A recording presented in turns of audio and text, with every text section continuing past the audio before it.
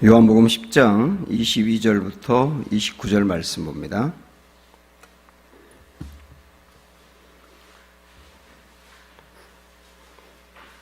신약성경 162쪽 요한복음 10장 22절부터 29절 말씀.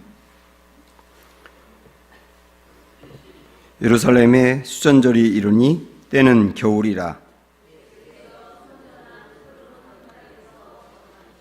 유대인들이 애워싸고 이르되 당신이 언제까지나 우리 마음을 의욕하게 하려 하나이까? 그리스도이면 밝히 말씀하소서 하니,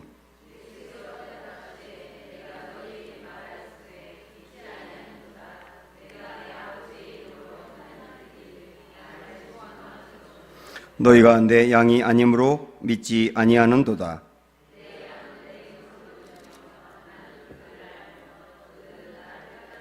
내가 그들에게 영생을 주노니 영원히 멸망하지 아니할 것이요 또 그들을 내 손에서 빼앗을 자가 없느니라.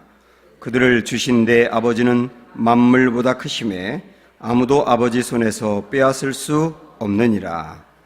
아멘.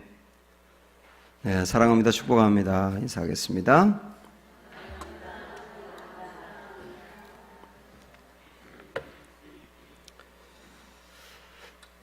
이 복음이라고 하는 것은 우리가 무엇을 했느냐를 말하는 게 아니고 주님이 우리를 위해서 무엇을 해 주셨느냐를 말하는 거예요. 그러니까 초점이 우리 사람들이 무엇을 했느냐가 아니고 주님이 우리를 위해서 무엇을 해 주셨느냐에 있다 하는 게 굉장히 중요합니다. 그래서 사실 우리가 구원을 받기 위해서 주님께 나와야 되고 회개해야 되고 또 복음을 믿어야 된다. 이제 그렇게 얘기를 많이 하는데 사실은 그렇게 얘기하면 구원을 위해서 내가 무엇인가 한 것처럼 보이지 않습니까? 사실 그게 아니고 주님이 나에게 은혜를 베풀어 주었기 때문에 내가 주님께로 오게 되었고 말씀을 들으면서 회개하게 되었고 복음의 말씀을 믿게 되었다는 거예요. 내가 한 것이 아니고 주님이 나를 위해서 해 주신 것 때문에 그렇게 되었다. 이것을 얘기하는 게 복음이거든요. 사실은 우리가 지금 보고 있는 요한복음을 포함해서 복음서의 모든 말씀이 예수님이 누구시며 무슨 일 하셨는지를 보여주는 겁니다. 더더욱 이 요한복음은 그것을 더욱 강조하고 있거든요. 요한복음은 전체 21장으로 구성이 되어 있는데 1장부터 10장 말씀까지를 1부라 그러고 11장부터 21장까지를 2부라고 할 수가 있어요.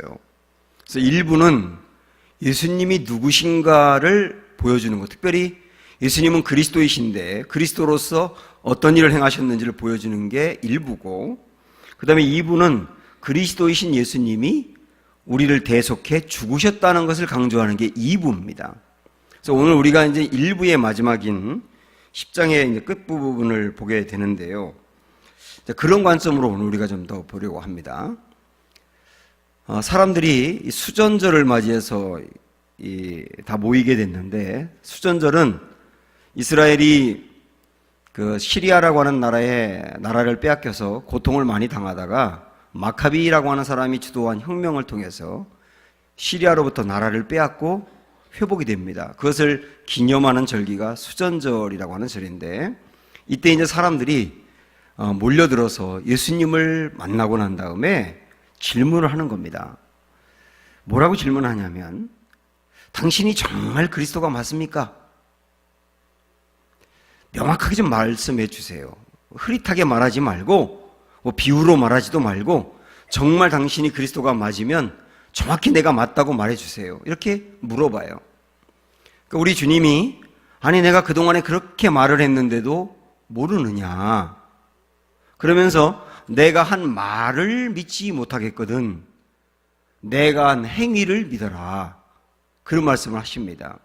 그러니까 이 말씀은요, 오늘 우리들도 정말 우리 예수님이 그리스도가 맞는가? 라고 하는 의문이 있는 사람들은 두 가지를 생각해야 된다는 거예요. 하나는 주님이 하셨던 말씀을 생각해 보라는 겁니다. 끊임없이 주님은 무슨 말씀하셨습니까? 나는 생명의 떡이다. 그래서 나를 믿는 자는 영원히 사는 떡을 얻게 된다. 다시 말하면 나는 영생을 주는 그리스도다 그 말이죠. 나는 세상의 빛이다. 그래서 어둠을 밝게 한다. 너희가 나를 믿는다면 영원히 죽음에서 살게 되며 진정한 빛을 보게 될 것이다. 그 다음에 인자가 온 것은 너희에게 자유함을 주려 합니다. 자유함을 준다는 것은 죄로부터 벗어나서 진정한 자유를 얻게 한다는 것인데, 죄로부터 벗어나 자유를 얻게 하는 분이 그리스도 아닙니까? 그런 의미에서 나는 그리스도다. 그 다음에 너희가 나를 믿으면 영생을 얻는다. 그것도 그리스도가 주는 역사 아닙니까? 이런 여러 가지 말씀을 끊임없이 계속하면서 주님은 그리스도라고 말씀하셨거든요. 그래서 우리가 예수님이 정말 그리스도인가를 알려면 말씀을 계속 보면서 주님이 뭐라고 말씀하셨는지를 보면 되는 거예요. 그래도 믿음이 생기지 않으면 뭘 보라고요? 주님이 하신 행위를 보라고요. 주님은 수많은 기적을 일으키셨거든요. 그 기적을 통하여 그리스도가 하는 일이 무엇인지를 보여준 거고, 그 다음에 그 예수님이 한 사람 한 사람에게 베풀었던 그 사랑은 예수님이 곧 하나님이심을 보여준 거예요. 세상에 사람들이 줄 수 없는 그 고귀한 사랑을 우리 예수님이 보여줌으로 인해서 우리 예수님이 하나님이구나 하는 것을 알게 하신 겁니다. 그래서 이 10장의 30절 말씀을 봐도 아버지와 나는 하나다 그렇게 말씀했거든요. 아버지와 나는 하나다. 그래서 하나라고 하는 말은 존재가 하나라는 의미가 아니고 하나님 아버지와 예수님이 생각과 뜻과 계획과 성품과 하는 일이 같다 그 말이에요. 우리 예수님이 행하신 일을 통하여서 하나님의 사랑을 알려주었거든요. 그리고 또 우리 예수님이 하신 말씀이 있지 않습니까? 그 말씀을 통하여 보여줬던 역사, 이런 것들 다 종합해 보면 우리 주님이 그리스도의 심이 명백히 드러난 것이다. 주님은 이런 말씀을 쭉 하시면서 오늘 우리에게 굉장히 중요한 말씀을 해주셨습니다. 오늘 우리가 외울 정도로 여러 번 읽고 또 묵상을 해야 될 말씀인데 30절을 한번 보세요. 28절 한번 보세요.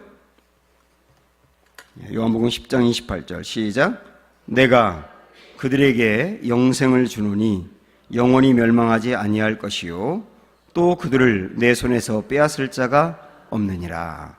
자, 여기서 우리 예수님이 이제 우리에게 말씀하신다 여기면서 내가 그들에게라고 말씀하셨는데 그들에게라고 하지 말고 우리 주님이 나에게 말씀하신다 여기면서 너에게라고 이렇게 붙여서 다시 한번 읽어보겠습니다. 시작. 내가 너에게 영생을 주노니 영원히 멸망하지 아니할 것이요 또 그들을 내 손에서 빼앗을 자가 없느니라. 이게 정말 귀한 말씀입니다. 영생을 준다라고 하는 겁니다. 영생을 준다. 오늘 그 영생에 대해서 우리가 살펴보려고 하는 겁니다. 예수님이 이 땅에서 하신 일, 마지막 10장에서 일부를 정리하면서 가장 중요하게 주님 말씀하시는 게 우리 주님이 이 땅에 오신 이유와 이 땅에 와서 하신 일은 뭐냐면 영생을 준다는 거예요. 여기서 말하는 영생은 크게 두 가지입니다. 여러분 아시지만 다시 한번 정리해 볼까요? 우리 주님이 말씀하신 영생, 첫째, 영생은 영원히 사는 거예요. 우리 예수님 안에 있는 죽었다가 다시 살아난 부활의 그 생명이 하나님 나라에서도 지금도 살고 있는 생명이지 않습니까? 근데 그 예수님 안에 있는 영원히 사는 생명이 내 안에도 임하여서 나도 영원히 산다. 영원히 사는 게 영생이라고 해요. 이게 첫 번째 의미고, 두 번째는, 그러니까 첫 번째 의미는 미래적인 얘기죠. 나중에 영원히 살 거니까요. 그거 두 번째 영생의 의미는 현재적인 의미가 있는 겁니다. 지금 내가 이미 영생하고 있다. 영생은 진행형이다. 영생이 뭐냐? 하나님과 그가 보내신 자이신 예수님과 예수님을 알고 그분과 동행해 가는 것, 이게 영생이에요.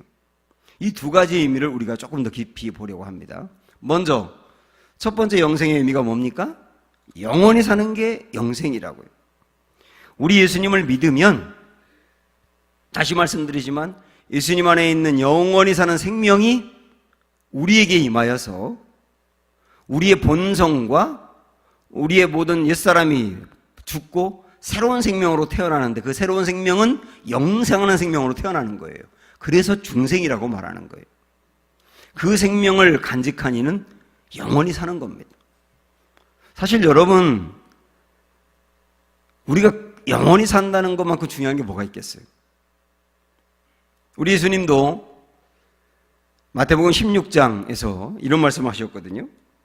사람이 만일 온 천하를 얻고도 제 목숨을 잃으면 무엇이 유익하리요? 사람이 무엇을 주고 제 목숨과 바꾸겠느냐? 이 말씀 마태복음 16장 26절인데 사람이 만일 온 천하를 얻고도 제 목숨을 잃으면 무엇이 유익하리요? 여기서 말하는 목숨이라는 것은 육신 플러스 영혼이에요. 그러니까 우리 육신이 오래 사는 것을 말하는 게 아니고 우리의 영혼까지 사는 것을 말하는 거라고요.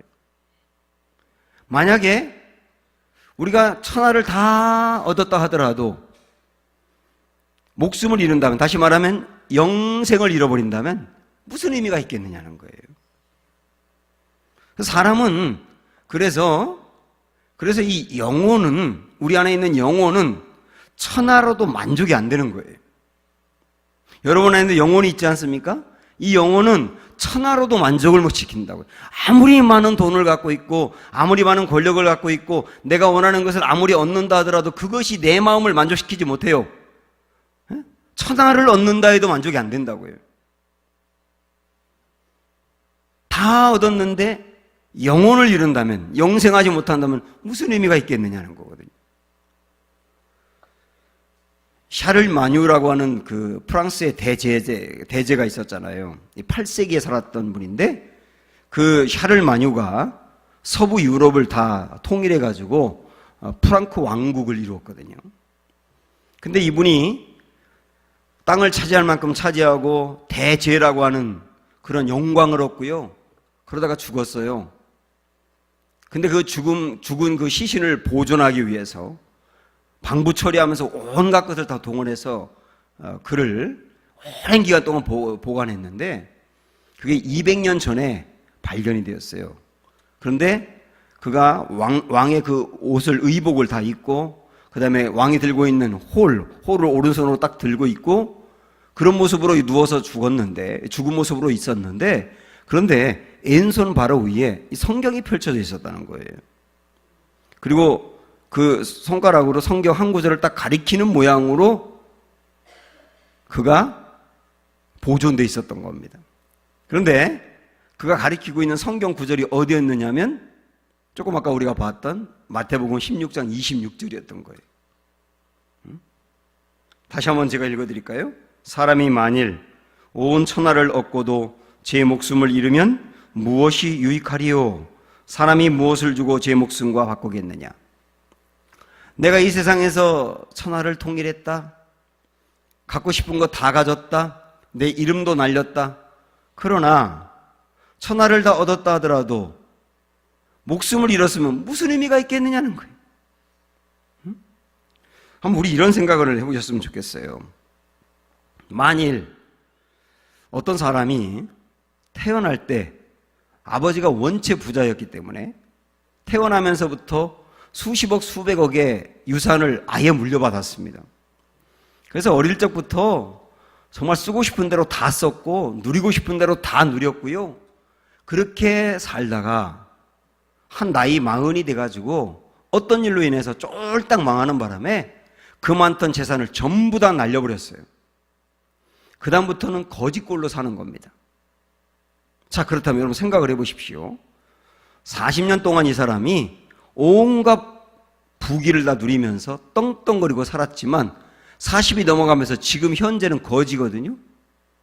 그렇다면 40년 동안 그가 부귀영화를 누렸던 게 무슨 의미가 있냐고요. 응? 내가 과거에 이렇게 누렸다, 그거 자랑하고 다닐 겁니까? 중요한 것은 지금 현재이고 앞으로 미래죠. 지금까지 어떻게 살아왔느냐, 얼마나 부귀영화를 누렸느냐, 그거 중요한 게 아니란 말이에요. 그렇다고 본다면 우리가 이 세상을 사는 동안 부유한 것도 중요하고 많이 배우는 것도 중요하고 많이 누리는 것도 중요하고 떵떵거리며 사는 거 다 우리가 소망하는 것이지만은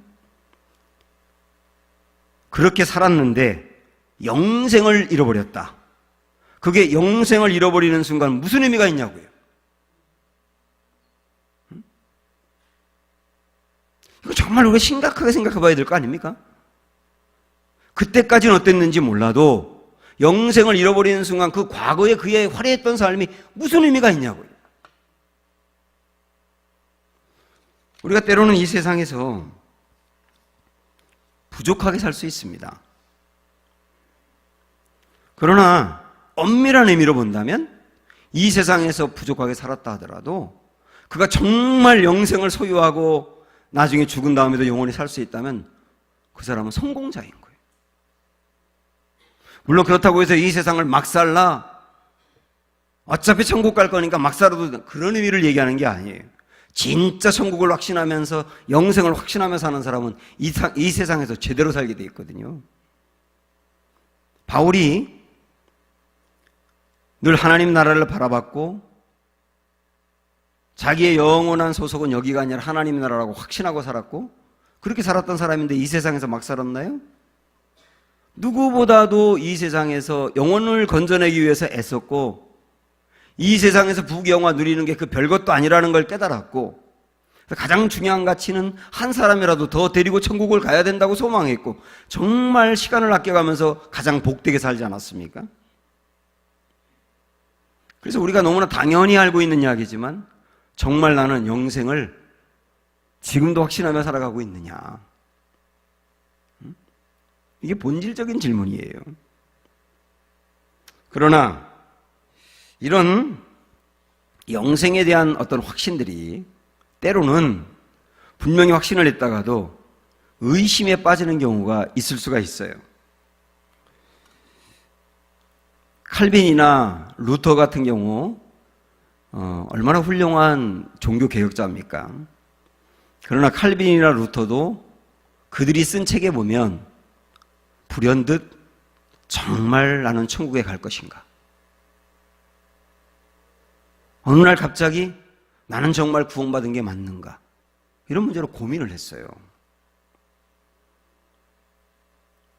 왜냐하면 천국이든 하나님이든 구원이든 그런 게 눈에 보이는 것이 아니기 때문에 마음이 힘이 미약해졌을 때라든지 상황이 굉장히 어려울 때라든지 그렇게 되면 가장 중요한 이 근본적인 확신이 흔들릴 수도 있다는 겁니다. 중요한 건 뭐냐면 전에도 제가 말씀드렸지만요. 내가 구원받은 것, 내가 천국 간다는 것, 내가 영생한다는 것, 그런 내 안에 확신이 흔들린다고 해서 구원도 잃어버리는 게 아니에요. 여러분 이걸 아셔야 돼요. 내 안에 의심이 생겼다고 해서 의심이 생기는 순간 구원이 떠나가는 게 아니라고요. 만약에 내 믿음 때문에 구원이 온 것이라면 내 믿음이 흔들릴 때는 구원도 흔들릴 수 있을 거예요. 그러나 주님의 은혜 때문에 주님이 나를 구원으로 인도한 그 은혜 때문에 순전히 구원을 받은 것이기 때문에 내가 흔들린다고 해서 구원이 흔들리는 게 아니라고요. 이것을 명백히 보여주는 게 28절, 29절입니다. 자, 보세요. 시작. 내가 그들에게 영생을 주노니 영원히 멸망하지 아니할 것이요 또 그들을 내 손에서 빼앗을 자가 없느니라. 그들을 주신 내 아버지는 만물보다 크심에 아무도 아버지 손에서 빼앗을 수 없느니라. 있지 않습니까? 영생, 우리에게 주신 이 영생을 아버지 손에서 빼앗을 자가 없다는 거예요. 아버지는 만물보다 크시기 때문에 어느 만물도 아버지 손에서 나의 영생을 빼앗을 자가 없다는 겁니다. 아무도라고 했어요.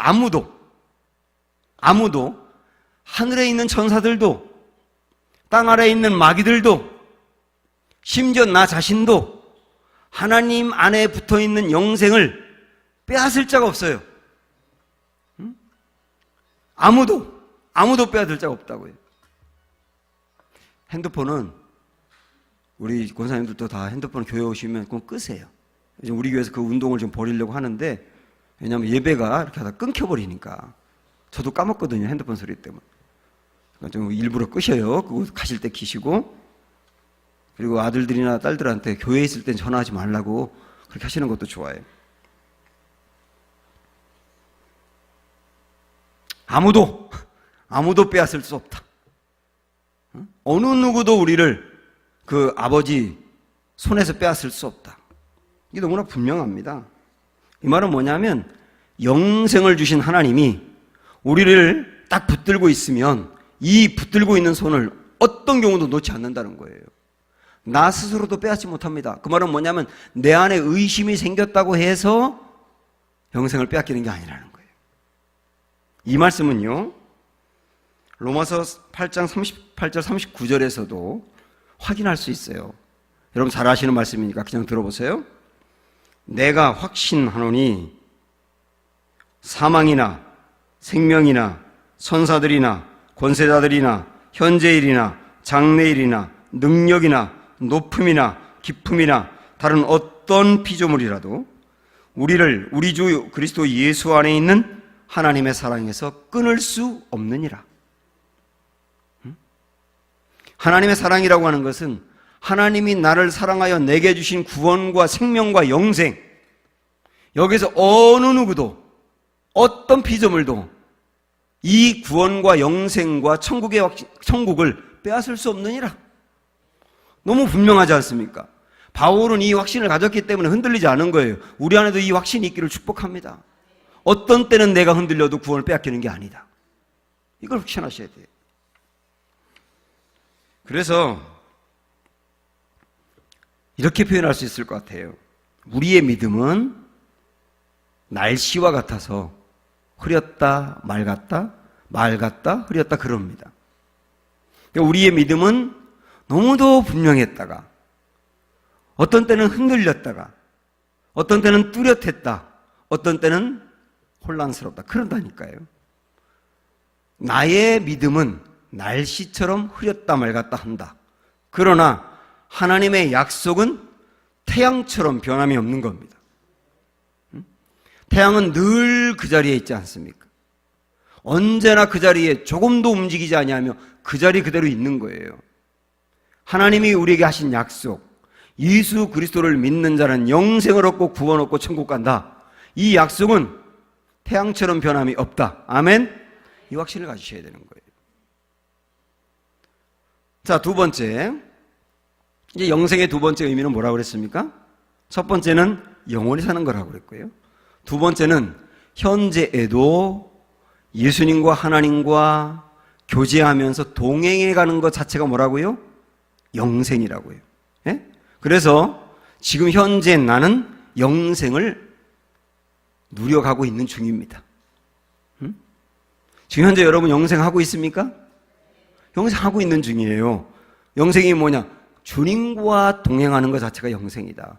이 땅에서 주님과 그렇게 동행하다가 그렇게 살다가 나중에 하나님 나라에 들어가서 주님과 계속 영원히 동행하는 거, 그게 영생이에요. 그래서 지금은 영생이 이때부터 그때까지 쭉 계속되는 거예요. 영생을 우리가 분명히 믿으면서도 영생을 누리지 못하는 사람은 이 땅에서 주님과 동행의 기쁨과 안정감과 평안함을 누리지 못하는 거예요. 이전에 배용준 씨가 일본 그 주부들한테 엄청나게 인기가 많았잖아요.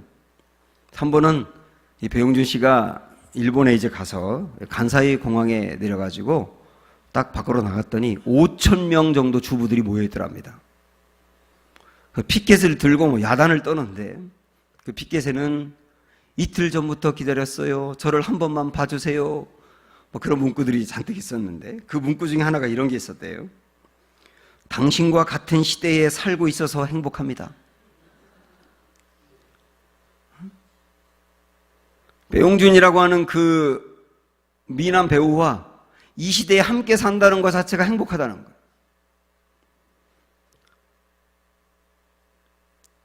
내가 정말 좋아하는 사람과 이 세상에 함께 사는 것 자체가 행복하다면 내가 정말로 내 안에 주님이 계시고 그 주님과 내가 영원히 동행한다는 사실을 확신하며 살 때 우리 안에는 얼마나 큰 기쁨이 있겠느냐는 거예요. 요셉은 초기에 그가 기도하는 것마다 응답이 안 됐어요. 그가 꿈꿨고 원했던 삶과는 전혀 다른 길로 갔어요. 구덩이에 빠져 죽을 뻔하기도 하고요. 노예로 팔려서 남의 집에 가서 온갖 고통을 당했고요. 억울하게 감옥에 갇히기도 했고요. 뭐 하나 풀린 게 없습니다. 그런데 요셉에 대한 기사를 여러분 창세기 39장부터 쭉 읽어보면 끊임없이 요셉에 대해서 강조하는 게 뭐냐면 하나님이 그와 함께 했다. 하나님이 그와 함께 했다. 그런데 그것을 복이라고 말합니다. 형통했다고 말을 해요. 그 성경에서는 형통의 복이라고 하는 게 내가 원하는 대로 풀렸다가 아니라 하나님이 어떤 경우든 함께 했다가 형통이라는 거예요. 그 요셉이거든요. 그러니까 하나님이 그와 함께 했던 것 자체, 그게 요셉의 인생에 안정감을 주었다는 얘기예요. 때로는 내가 생각했던 것과 전혀 다른 방향으로 우리 인생이 가기도 합니다. 그리고 어떤 때는 내가 구한 것과 전혀 다른 것을 하나님이 주실 때도 있잖아요. 살다 보면. 정말 중요한 것은 뭐냐면 그런 경우를 할지라도 내가 정말 주님과 동행하느냐입니다. 내 안에 주님이 계신 것을 나는 확신하며 주님이 영원히 내 안에서 떠나가지 아니하며 나와 함께 간다는 것을 내가 믿으며 사느냐. 이것을 사는 사람들은, 이 확신을 갖고 사는 사람들은 내가 원하는 대로 풀리지 아니하고 전혀 엉뚱한 길로 간다고 할 때도 안정감을 얻을 거예요. 그게 정말 중요한 거 아니에요? 다윗이 왕이 되고 난 다음에 한창 잘 나갈 때 갑자기 사울 집에 남아있는 사람이 있을까? 궁금해졌어요. 특별히 사울의 아들이었던 요나단의 식구들이 있는가? 그것도 궁금해졌어요. 그래서 찾아보라 그랬더니 무비보셋이라고 하는 요나단의 아들이 살아있다는 것을 알게 됩니다. 근데 다리를 절어요. 그를 왕궁으로 데려와서 그에게 앞으로 너 왕궁을 떠나지 말고 이 왕궁에 살면서 그리고 우리 상에서 함께 같이 식사하자. 왕자 대우를 해줍니다. 정말 감사하지 않아요? 그런데 그 다음 뭐라고 말하느냐면 내 할아버지 사울이 가졌던 모든 땅을 다 너에게 돌려준다. 그 땅을 줘요. 그래서 부유해졌습니다. 시간이 한창 지나서 다윗의 그 아들인 압살롬이 반역을 일으킬 때 그때 이제 다윗을 따르는 사람들이 도망을 쳤지 않습니까?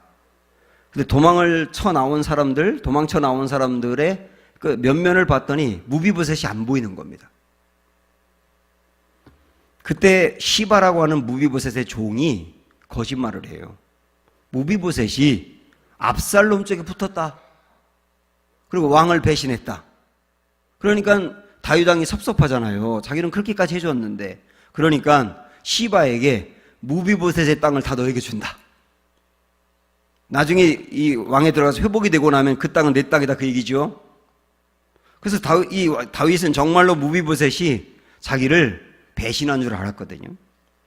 나중에 압살롬이 죽고 나서 왕궁으로 돌아왔더니 무비보셋이 거기 있는 거예요. 알고 봤더니 다리가 불편해가지고 도망을 못 쳤던 거예요. 그런데 무비보셋은 다윗 왕이 왕궁에서 도망가고 난 다음에 애통해하면서 옷을 빨지도 않고 신발을 신지도 않고 발이 부르틀 정도로 그냥 그렇게 수염도 깎지 않고 살아서 정말 몰골이 흉악한 거예요. 그 모습으로 왕을 기다렸던 겁니다. 왕은 그것을 보고 감동받아가지고 시바에게 주려고 했던 그 땅을 다시 무비보셋에 준다고 그래요. 그러니까 그때 무비보셋이 했던 말을 들어보세요, 여러분. 뭐라고 그러는가? 사무엘하 19장 30절인데 무비보셋이 왕께 아뢰되 내 주 왕께서 평안히 왕궁에 돌아오시게 되었으니 그로 그 전부를 차지하게 하옵소서. 그는 시바거든요. 이 말은 뭡니까? 왕이요, 오로지 나의 관심은 왕이 돌아온 것입니다. 왕이 여기 계시고 제가 왕과 함께 왕국에서 살게 되었다면 저는 땅이 없어도 괜찮아요. 저의 온갖 소망은 왕이 함께하는 거였어요. 얼마나 다윗이 감동을 받았겠어요. 때로는 우리 인생이 꼬일 때가 있잖아요. 다른 사람이 나에 대해서 오해할 때가 있고요. 그래서 마음에 분노가 일어날 때도 있는 겁니다. 그러나 그런 경우가 있을 수 있지만 우리의 가장 간절한 소망, 주님이 내 안에 계시다는 거, 그 주님과 함께 내가 영원히 산다는 거, 내 안에 계신 주님은 하나님이시라는 거, 하나님이 나를 이 손에서 놓지 않는다는 거, 그 확신을 갖고 살아간다면 그 억울한 상황에서도 살 수 있다는 거예요. 우리 예수님이 요한복음 8장 29절에서 한번 보세요. 가까이 있으니까. 요한복음 8장 29절.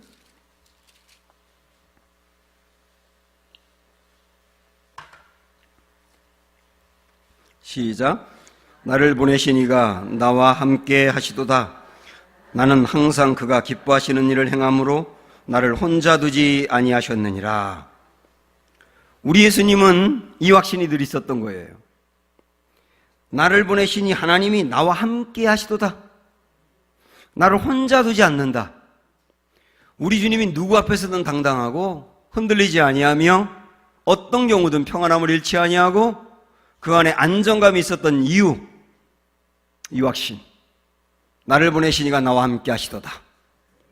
나를 혼자 두지 아니한다. 저는 이 확신, 여러분의 확신도 되기를 축복합니다. 뒤에 좀 넘겨서 요한복음 16장으로도 한번 가보세요.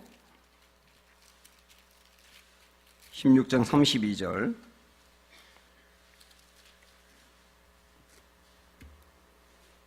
시작. 보라, 너희가 다 각각 제 곳으로 흩어지고 나를 혼자 둘 때가 오나니 벌써 왔도다. 잠깐만요. 이것은 우리 예수님이 이제 마지막 제자 훈련을 하면서 이 제자들에게 너희가 나를 배신할 때가 곧 왔다. 이 말씀 하신 거예요. 이거는 잡히기 바로 직전에 하신 말씀입니다. 그래서 우리 주님이 제자들로부터 배신을 당하고 혼자 될 것을 말씀하신 거예요. 그럼 그 다음 보세요. 그러나부터 시작. 그러나 내가 혼자 있는 것이 아니라 아버지께서 나와 함께 계시느니라. 나를 따르던 제자들이 나를 배신하고 떠나서 외로울 때가 올 거다. 나 혼자인 것처럼 외로울 때가 올 거다. 여러분 그럴 때 있지 않으세요? 야, 나 혼자인 것 같다. 나와 함께하는 사람이 없는 것 같다. 사람도 나를 몰라주는 것 같다. 그렇게 나 혼자인 것 같다고 느낄 때가 있지 않습니까? 그럴 때도 우리 주님은 외롭지 않다 그랬어요. 아버지가 그 상황에도 나와 함께함을 확신했기 때문에. 그래서 우리 주님은 이 확신이 있었기 때문에 십자가의 길도 걸어갈 수 있지 않았습니까? 우리 주님이 이 32절의 말씀을 하신 이유가 있어요. 그 다음 33절인데 이 33절은 우리가 정말 잘 알고 있는 말씀이거든요. 달랑 33절 하나만 우리가 많이 알고 있었는데요. 32절하고 연결해서 33절을 이해하는 게 정말 중요합니다. 우선 33절 읽어보세요. 시작. 이것을 너희에게 이르는 것은 너희로 내 안에서 평안을 누리게 하려 함이라. 세상에서는 너희가 환난을 당하나 담대하라. 내가 세상을 이겼노라 하면서 우리 예수님의 제자 훈련이 여기서 끝나요. 우리 주님이 평안을 말씀하시는 거거든요. 지금 제자들에게. 앞으로 있을 예수님이 잡히고 그 다음에 서슬이 펄한 일들이 일어나며 예수님이 십자가에서 죽는 일이 생기고 제자들도 사람들이 위협할 수 있고 굉장히 혼란스러운 상황들이 앞으로 전개될 테인데 그 상황에서도 나는 너에게 평안을 주겠다. 평안할 수 있다. 평안하도록 말씀을 준 거다. 그랬잖아요. 33절에 이것을 너희에게 이르는 것은 지금까지 내가 한 말은 왜 했느냐? 너희에게 평안을 얻게 하려고. 사랑하는 여러분 정말 어느 상황에서든지 평안하기 원하세요? 평안해야지. 그런다고 평안합니까? 정말 내가 평안할 수 있는 길은 여기 나와 있지 않습니까? 내가 정말 어떤 경우도 평안할 수 있는 길. 32절 한 절만 다시 읽어봅니다. 시작. 보라, 너희가 다 각각 제 곳으로 흩어지고 나를 혼자 둘 때가 오나니 벌써 왔도다. 그러나 내가 혼자 있는 것이 아니라 아버지께서 나와 함께 계시느니라. 아버지께서 나와 함께 계신다고 믿는다면 어떤 상황이 오더라도 나에게 평안을 잃지 않을 것이다. 아멘. 내가 정말 평안할 수 있는 비결은 뭐라고요? 아버지가 나와 함께 하신다는 확신이라고요. 아버지가 나와 함께 하신다가 뭡니까? 동행입니다. 그게 뭡니까? 영생하는 겁니다. 그러니까 결론적으로 내가 정말 영생을 누려간다면 어떤 상황에서도 평안을 잃지 않을 것이다. 당연하죠. 평안을 잃지 않는 게 영생이니까요. 이런 은혜가 우리 모두에게 있기를 주님의 이름으로 축원합니다. 기도하겠습니다. 오늘 우리에게 주신